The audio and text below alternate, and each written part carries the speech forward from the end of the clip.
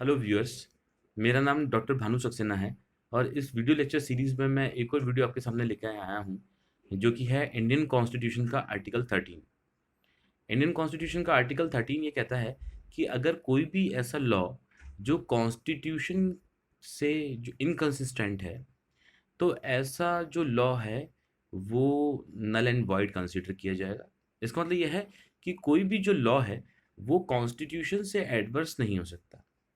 जो लॉ बनेगा, किसी भी प्रकार का ऑर्डिनेंस, नोटिफिकेशन, जो कुछ भी होगा जो लॉ की डेफिनेशन में आता है, वो सब अकॉर्डिंग टू कॉन्स्टिट्यूशन होगा। अगर वो कॉन्स्टिट्यूशन के एडवर्स होता है तो it is deemed ultra vires, वो नल एंड वॉइड माना जाएगा। तो हम इस टॉपिक को शुरू करते हैं। आर्टिकल 13, जैसा कि आप देख रहे हैं कि आर्टिकल 13 का जो हेडिंग है इंडियन कॉन्स्टिट्यूशन में, वो फंडामेंटल राइट का ही वो पार्ट है। और फंडामेंटल राइट्स को डिस्क्राइब करने से पहले, जैसे कि प्रीवियस वीडियो में हमने देखा था कि हमने आर्टिकल 12 को हमने स्टेट, उसमें हमने स्टेट को की डेफिनेशन हमने समझी थी। उसके बाद में ये उसी की कंटिन्यूटी में दूसरा वीडियो है जिसमें हम आर्टिकल 13 के बारे में समझते हैं, जो कि है द लॉ इनकंसिस्टेंट विद और the derogation of the fundamental rights. All laws which are inconsistent with the constitution, it is considered as a void from the date of commencement from the constitution. It means कि सभी प्रकार के जो laws हैं, जो pre constitutional law हैं, जो already बने हुए थे, हमारा जो कॉन्स्टिट्यूशन है उसकी जो एप्लीकेबिलिटी की जो डेट है वो 26 जनवरी 1950 है। उसमें ये कहा गया है कि जो भी लॉ उस कॉन्स्टिट्यूशन के कमेंसमेंट से पहले जो एग्जिस्टेंस में थे, वो कॉन्स्टिट्यूशन के कमेंस होने के बाद में, अगर वो जो फ्रेश कॉन्स्टिट्यूशन जो बनाया, जो एप्लीकेबल किया गया था, अगर उससे एडवर्स होंगे तो वो वाइड कंसिडर किए जाएंगे। लेकिन इसमें एक बात इंपॉर्टेंट है कि वो उस डेट से वाइड होंगे जिस डेट से वो कॉन्स्टिट्यूशन जो है हमारा एप्लीकेबल हुआ है, 26 जनवरी 1950 से। इसमें ऑल लॉज, यहाँ पे लॉ की डेफिनेशन जो है ये दी हुई है इसी आर्टिकल में। यहाँ लॉ का मतलब है any act which is pass by the legislature, कोई भी ऑर्डिनेंस, कोई भी ऑर्डर, कोई बाय लॉ, कोई रूल और रेगुलेशंस, किसी भी प्रकार का even notification, custom and usage, अब ये भी लॉ की डेफिनेशंस में आएंगे।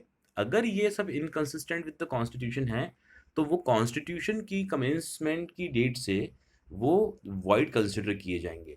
तो आर्टिकल 13 का जो सब क्लॉज 1 है वो प्री कॉन्स्टिट्यूशनल लॉ के बारे में बताता है, जो कॉन्स्टिट्यूशन के इन्फोर्स होने से पहले एग्जिस्टेंस में थे। उनको हम एग्जिस्टिंग लॉ भी कहते हैं। अगर वो एग्जिस्टिंग लॉ चले आ रहे थे, एक दिन इंडियन कॉन्स्टिट्यूशन 26 जनवरी 1950 को जैसे ही इंडियन कॉन्स्टिट्यूशन एप्लीकेबल हुआ और वो प्रीवियस लॉ अगर वो इनकंसिस्टेंट थे तो वो वॉइड माने जाएंगे। इसका मतलब है कि कॉन्स्टिट्यूशन की एप्लीकेबिलिटी से हर चीज़ जो है, हर लॉ, हर ऑर्डिनेंस, किसी भी प्रकार का by law, notification, rules, custom, usage, सब अकॉर्डिंग टू द कॉन्स्टिट्यूशन होंगे। इसका जो आर्टिकल 13 का सब क्लॉज 2 है वो ये कहता है कि the state shall not make any law. इसका मतलब यहाँ पे है कि कॉन्स्टिट्यूशन के कमेंस होने के बाद में जो स्टेट है, लेजिस्लेचर जो है, वो किसी भी प्रकार का ऐसा लॉ नहीं बनाएगा फ्यूचर में कि जो फंडामेंटल राइट से जो है वो इनकंसिस्टेंट है। अगर वो होगा तो नल एंड वॉइड हो जाएगा। और एक यहाँ पे वर्ड है अल्ट्रा वायरस। अल्ट्रा वायरस का मतलब ये है कि ये इट इज़ डीम्ड कैंसिल्ड नल और वाइड, ये जो है अल्ट्रा वायरस कंसिडर किया जाएगा, उसका कोई एग्जिस्टेंस नहीं रह जाएगा। अब जैसे कि यहाँ पर भी जो लॉ है, state shall not make any law, यहाँ लॉ का वही मतलब है जो सब क्लॉज 1 में है। Act, ordinance, order, bylaw, rules, regulations, notification, custom and usage, ये सब लॉ माने जाएंगे। इसके बाद में एक इसका एक्सप्लेनेशन और कहता है कि लॉ इन फोर्स का क्या मतलब है। लॉ इन फोर्स का ये मतलब है कि लेजिस्लेचर और किसी भी अथॉरिटी ने इंडिया की टेरिटरी में कोई भी ऐसा लॉ जो कॉन्स्टिट्यूशन के कमेंसमेंट से पहले, जिसको कॉन्स्टिट्यूशन के कमेंस होने से पहले जिसको रिपील नहीं किया है, और वो कॉन्स्टिट्यूशन के एप्लीकेबल होने के बाद में वो इनकंसिस्टेंट नहीं है, तो ऐसा जो रिपील नहीं किया गया जो लॉ है वो लॉ इन फोर्स माना जाएगा। चाहे वो किसी भी प्रकार से जो है वो किसी भी उसका चाहे किसी प्रकार का कोई ऑपरेशन में नहीं हो वो लॉ, उसका कोई यूज नहीं हुआ हो, या किसी पर्टिकुलर टेरिटरी में उसका कोई यूज नहीं होता हो, लेकिन वो एग्जिस्टिंग लॉ है, वो लॉ इन फोर्स है। फिर से हम समझते हैं इसको कि कोई लॉ ऑलरेडी एग्जिस्टेंस में था, कॉन्स्टिट्यूशन के कमेंस होने के बाद में वो इनकंसिस्टेंट नहीं हुआ, वो लॉ जो है कॉन्स्टिट्यूशन की जो बाउंड्री थी 26 जनवरी 1950 उसको क्रॉस कर गया, और क्रॉस करने के बाद में वो इनकंसिस्टेंट भी नहीं है। तो इस सिचुएशन में अगर उसका भले ही किसी प्रकार का कोई ऑपरेशन नहीं हो लॉ का, इनऑपरेटिव हो वो लॉ, या किसी पर्टिकुलर एरिया के लिए वो इनऑपरेटिव हो, तो भी वो लॉ इन फोर्स माना जाएगा इवन दो वो इनऑपरेटिव है। तो ये जो है ये दो वर्ड्स उसमें एक्सप्लेनेशन में दिए हुए हैं, law and law in force. अब इसको अभी और समझते हैं, हमको ज़्यादा बेटर अंडरस्टैंडिंग इसकी होगी। अब यहाँ पर एक बात इसमें लिखी हुई है कि लेकिन यहाँ पर जो इनकंसिस्टेंसी या डेरोगेशन जो है वो लॉ के पॉइंट ऑफ व्यू से दिया गया है। इसका मतलब ये है कि कोई लॉ तो अगर होगा तो इनकंसिस्टेंट होगा तो वो it is deemed ultra vires. लेकिन आर्टिकल 368 जो कॉन्स्टिट्यूशन में अमेंडमेंट करने के लिए बनाया गया एक स्पेशल स्पेशल आर्टिकल है, अगर कॉन्स्टिट्यूशन में अमेंडमेंट ही किया गया है तो उस अमेंडमेंट के पॉइंट ऑफ व्यू से वो जो अमेंडमेंट है वो इनकंसिस्टेंट जो है वो नहीं कंसिडर किया जाएगा कॉन्स्टिट्यूशन से, क्योंकि वो तो इटसेल्फ अपने आप में जो है वो कॉन्स्टिट्यूशनल अमेंडमेंट है। तो कॉन्स्टिट्यूशनल अमेंडमेंट इसके पॉइंट ऑफ व्यू से जो है वो नहीं माना जाएगा कि वो इनकंसिस्टेंट है। तो आर्टिकल 368 जो है उस पर ये चीज़ एप्लीकेबल नहीं होगी क्योंकि वो कॉन्स्टिट्यूशनल अमेंडमेंट है। अब इसके बाद में हम शुरू करते हैं। जैसा कि आप देख रहे हैं कि आर्टिकल 368 जो है कॉन्स्टिट्यूएंट पावर है, इसलिए उसको लॉ नहीं माना जाएगा, और चूंकि कॉन्स्टिट्यूएंट पावर है वो पार्लियामेंट की और लॉ नहीं माना जाएगा तो उसको इस आर्टिकल के हिसाब से इनकंसिस्टेंट विद द कॉन्स्टिट्यूशन नहीं माना जाएगा। क्योंकि अगर हम ऐसा नहीं करेंगे तो कॉन्स्टिट्यूशन में हम अमेंडमेंट करेंगे कैसे? इसीलिए जो आर्टिकल 368 है उसको इस इस आर्टिकल 13 में लॉ में कंसीडर नहीं किया है। इसका मतलब 368 के जो अमेंडमेंट है वो हो सकते हैं।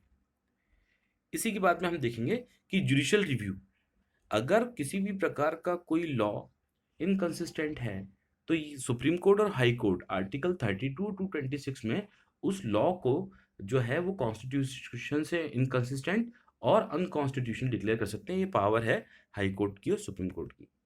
इस मामले में एक आप देखेंगे कि केशवानंद भारती का एक केस था, Keshavananda Bharati versus state of Kerala का, और एक और मामला है जिसमें Chandra Kumar versus union of India. इन दोनों ही मामले में कहा गया था कि जो जुडिशियल रिव्यू है वो सुप्रीम कोर्ट और हाई कोर्ट उसके लिए एम्पावर्ड है, और बेसिक स्ट्रक्चर में किसी भी प्रकार का अमेंडमेंट नहीं किया जाएगा, लेकिन बाकी अमेंडमेंट्स किए जा सकते हैं। केशवानंद भारती ने कहा था कि केस में कहा था कि किसी भी प्रकार का कॉन्स्टिट्यूशनल अमेंडमेंट जो है वो किया जा सकता है, लेकिन जो इंडियन कॉन्स्टिट्यूशन का जो बेसिक स्ट्रक्चर है उसको नहीं छुआ जाएगा। और ये जो दूसरा केस था Chandra Kumar versus union of India, इसमें कहा गया था कि इस प्रकार का कोई भी अगर ऐसा इवन अमेंडमेंट हो या किसी प्रकार का कोई लॉ हो जो इनकंसिस्टेंट हो तो आर्टिकल 32 में और आर्टिकल 226 में हाई कोर्ट और सुप्रीम कोर्ट जो है उनको अनकॉन्स्टिट्यूशनल डिक्लेयर कर सकते हैं। इसी के साथ में आप देखेंगे जैसे कि मैंने लिखाया था, सब क्लॉज 1 जो है इसका एग्जिस्टिंग लॉ के बारे में बात करता है, जो लॉज जो है प्री कॉन्स्टिट्यूशनल एग्जिस्टिंग लॉज हैं। तो एग्जिस्टिंग लॉ का मतलब ये है जो कॉन्स्टिट्यूशन से पहले एग्जिस्टेंस में थे, कॉन्स्टिट्यूशन के बाद में वो एग्जिस्टेंस में हैं, और वो अल्ट्रा वायरस नहीं हुए हैं या इनकंसिस्टेंट नहीं है, तो वो एग्जिस्टिंग लॉ माने जाएंगे। अब इसमें हम एक बात ये देखते हैं कि कॉन्स्टिट्यूशन के जो जो लॉ है उसका कोई नो रेट्रोस्पेक्टिव इफेक्ट नहीं है। इसका मतलब ये है कि जो जितने भी लॉ जो ऑलरेडी एग्जिस्टेंस में थे वो इनकंसिस्टेंट किस डेट से माने जाएंगे? जिस डेट से कॉन्स्टिट्यूशनल एप्लीकेबल हुआ है। पहले जो थे वो लॉ अपने उनके हिसाब से वो जस्टिफाइड थे क्योंकि कॉन्स्टिट्यूशन उससे पहले हमारा एप्लीकेबल नहीं हुआ था, लेकिन कॉन्स्टिट्यूशन के एप्लीकेबल होने के बाद में हर चीज़ अकॉर्डिंग टू द कॉन्स्टिट्यूशन होगी, और कोई भी ऐसा लॉ जो एग्जिस्टिंग लॉ था और कॉन्स्टिट्यूशन के कमेंसमेंट के बाद में वो इनकंसिस्टेंट नहीं है अगर, या इनकंसिस्टेंट है, तो वो कॉन्स्टिट्यूशन की जो एप्लीकेबिलिटी है, एप्लीकेबल होने की डेट है, उससे ही उसको इनकंसिस्टेंट कंसीडर किया जाएगा। तो ये है नो रेट्रोस्पेक्टिव इफेक्ट। सेकंड, जो इसका है doctrine of severability. Doctrine of severability ये कहता है कि कोई एग्जिस्टिंग लॉ जो कॉन्स्टिट्यूशन के कमेंस होने से पहले एग्जिस्टेंस में था और कॉन्स्टिट्यूशन के कमेंस होने के बाद में वो अगर पार्टली जो है, पूरा एक्ट नहीं, कुछ पार्टली अगर वो लॉ जो है इनकंसिस्टेंट है, तो केवल उतना पार्ट सेपरेट किया जाएगा जितना इनकंसिस्टेंट है। इसका मतलब ये है कि पूरा लॉ, पूरा एक्ट वो जो है वो नल एंड वाइड नहीं कंसीडर किया जाएगा। अगर उसको सेपरेट किया जा सकता है तो केवल उतना पार्ट, जैसे कि एक सेक्शन, जैसे कि एक चैप्टर, जैसे कि कई सेक्शंस, कई चैप्टर्स, केवल उतने सेक्शंस और चैप्टर्स ही उसमें से इनकंसिस्टेंट माने जाएंगे। रिमेनिंग जो लॉ है वो एग्जिस्टेंस में रहेगा। और अगर सेपरेट नहीं किया जा सकता हो तो फिर वो पूरा का पूरा जो लॉ है वो इनकंसिस्टेंट माना जाएगा और वो अल्ट्रा वायरस हो जाएगा, नल एंड वाइड हो जाएगा। उसके बाद में सेकंड है इसका, थर्ड है इसका, तो डॉक्ट्रिन ऑफ इक्लिप्स।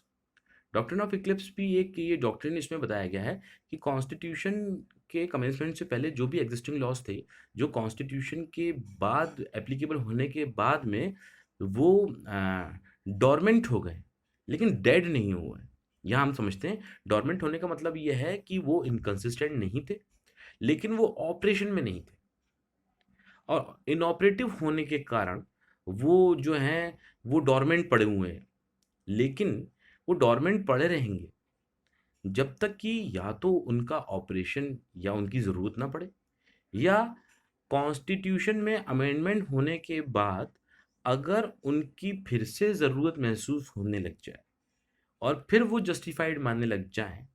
तो जब तक कि ये कॉन्स्टिट्यूशन जो है उसके ऑपरेशन के, उसके कमेंसमेंट के बाद में वो इनऑपरेटिव पड़े हुए हैं, तो ऐसा हो सकता है कि फ्यूचर में कोई कॉन्स्टिट्यूशनल अमेंडमेंट हो और उसके बाद में फिर वो ऑपरेशन में आ जाएं।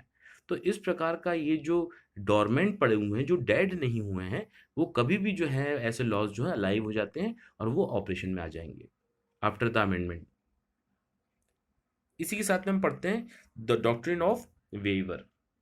डॉक्ट्रिन ऑफ वेवर एक बहुत इंपॉर्टेंट कॉन्सेप्ट है। उसमें कहा गया है कि जो स्टेट है वो फंडामेंटल राइट्स पे जो रीजनेबल रिस्ट्रिक्शंस लगा सकता है, लेकिन आर्टिकल 20 और 21 पे किसी प्रकार का कभी भी रिस्ट्रिक्शंस नहीं लगाए जा सकते। ये हम जब वो पढ़ेंगे इमरजेंसी प्रोविजंस, तो हमको ये बात समझ में आएगी कि इमरजेंसी प्रोविजंस के आर्टिकल 359 में लिखा हुआ है कि जो है आर्टिकल 20 और 21 जो है उनको जो है वो स्टेट उन पे बैन नहीं लगा सकता। इसमें एक और बात है कि कोई भी सिटीजन, कोई भी पर्सन जिसको वो फंडामेंटल इनहेरेंट राइट्स मिले हुए हैं कॉन्स्टिट्यूशन के थ्रू, वो उनको वेव नहीं कर सकता। वो उनको बाय बर्थ मिले हैं, इनहेरेंटली मिले हुए हैं, लेकिन उनको वेव नहीं किया जा सकता। जैसे कि आप जानते हैं कि आर्टिकल 21 में राइट टू लाइफ में राइट टू डाई नहीं, ये ऐसा एक्सप्लेन किया गया है। इसका मतलब ये है कि हम हमारे राइट्स जो हैं उनको एंजॉय कर सकते हैं, लेकिन हम उनको सरेंडर नहीं कर सकते। जैसे कि आप जानते हैं आईपीसी का एक सेक्शन है 309, उसमें लिखा हुआ है कि कोई भी व्यक्ति जो है अपनी जान नहीं दे सकता, कोई व्यक्ति सुसाइड नहीं कर सकता, क्योंकि ये हमारा जो आर्टिकल 21 है राइट टू लाइफ है। कोई भी व्यक्ति इसको अपने जो फंडामेंटल राइट्स हैं उनको वेव नहीं कर सकता। तो हम इसको समझते हैं, जैसे कि ये मैंने बताया कि ये एग्जिस्टिंग लॉ के बारे में था, ऐसे लॉज जो ऑलरेडी एग्जिस्टेंस में हैं, जो कि आर्टिकल 13 का सब क्लॉज 1 है। तो ये आर्टिकल 13 के सब क्लॉज 1 के ही ये पार्ट थे। No retrospective effect, doctrine of severability, doctrine of eclipse and doctrine of waiver. अब हम देखते हैं कि इसके कुछ इंपॉर्टेंट केस लॉस हैं, जैसे नो रेट्रोस्पेक्टिव इफेक्ट के regarding Kesavananda Keshav Madhav Menon versus state of Mumbai 1951 में ये नो रेट्रोस्पेक्टिव इफेक्ट के बारे में सुप्रीम कोर्ट ने अपना वर्डिक्ट दिया था। उसके बाद में डॉक्ट्रिन ऑफ सेवरेबिलिटी, इसमें जो केस लॉस इंपॉर्टेंट है वो ए.के. गोपालन versus state of Madras AIR 1950। उसके बाद में बम्बई वर्सेस बलसारा, ये भी एक इम्पॉर्टेंट केस है इसका, और Romesh Thapar versus state of Madras AIR 1950। तो ये जो तीनों केस लॉज हैं ये डॉक्ट्रिन ऑफ सेवरेबिलिटी के रिगार्डिंग। उसके बाद में है doctrine of eclipse. Doctrine of eclipse में एक बहुत इंपॉर्टेंट केस है Bhikhaji Narayan versus state of Madhya Pradesh AIR 1951। ये केस जो था डॉक्ट्रिन ऑफ इक्लिप्स से रिलेटेड है। फिर है doctrine of waiver. Doctrine of waiver में ये केस लॉज बहुत इंपॉर्टेंट है, Behram Khurshid versus state of Bombay. एक और केस है इसमें Vishweshwar Nath versus commissioner of income tax, ये केस इसमें इंपॉर्टेंट है। और फिर एक और केस है इसमें M C Mudrai versus commissioner of income tax Madras. तो ये केस लॉज जो थे, ये हमने जो एग्जिस्टिंग लॉ में जो लिए हुए पॉइंट्स हैं, no retrospective effect, doctrine of severability, doctrine of eclipse and doctrine of waiver, ये उससे रिलेटेड जो केस लॉज थे। उसके बाद में इसका सब क्लॉज 2 जैसे कि आप देख रहे हैं इसमें लिखा हुआ है future laws. Post constitutional effect है इनका, कि कॉन्स्टिट्यूशन के कमेंसमेंट होने के बाद में स्टेट किसी प्रकार का ऐसा कोई लॉ नहीं बनाएगा फ्यूचर में भी जो इनकंसिस्टेंट विद द कॉन्स्टिट्यूशन। अब यहाँ पर जैसे कि आप जानते हैं कि फ्यूचर लॉ में अगर कॉन्स्टिट्यूशन में किसी प्रकार का कोई अमेंडमेंट हो जाए और फिर वो जो लॉ था वो उस कॉन्स्टिट्यूशन के उस अमेंडमेंट के अकॉर्डिंग बनाया जाएगा।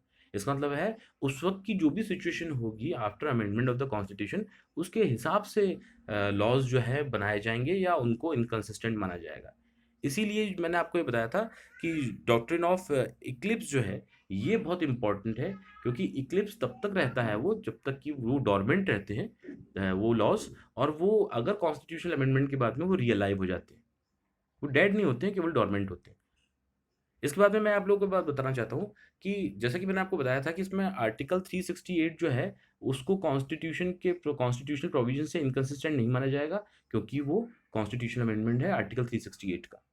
तो आर्टिकल 368 को में ये पार्लियामेंट की एब्सोल्यूट पावर है कि वो किसी भी प्रकार का कोई भी अमेंडमेंट कॉन्स्टिट्यूशन में कर सकता है, और वो कॉन्स्टिट्यूएंट पावर है पार्लियामेंट की, जो आर्टिकल 13 में दिए गए लॉ उससे गवर्न नहीं होती है।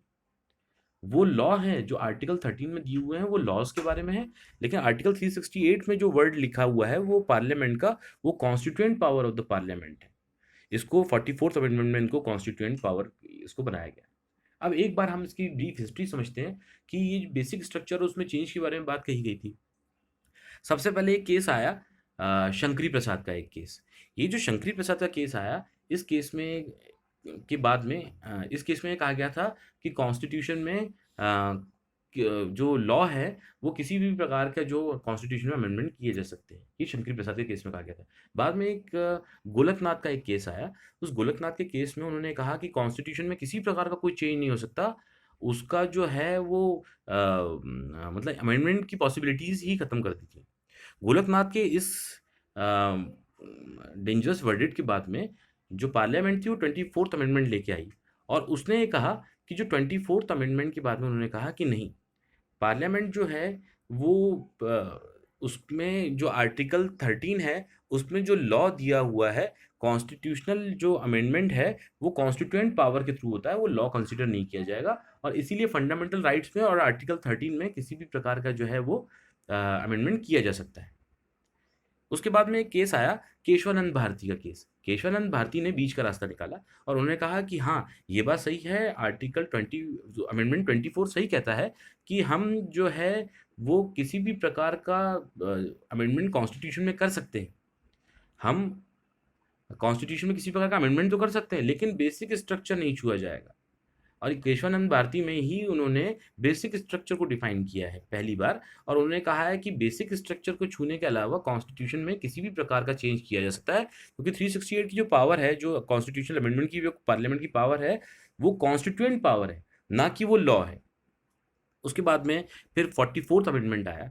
44th अमेंडमेंट में फिर ये कहा गया कि जो पार्लियामेंट की जो पावर है वो एब्सोल्यूट पावर है, वो किसी भी प्रकार का चेंज जो है कॉन्स्टिट्यूशन में कर सकती है, और इसे किसी भी कोर्ट में चैलेंज नहीं किया जाएगा।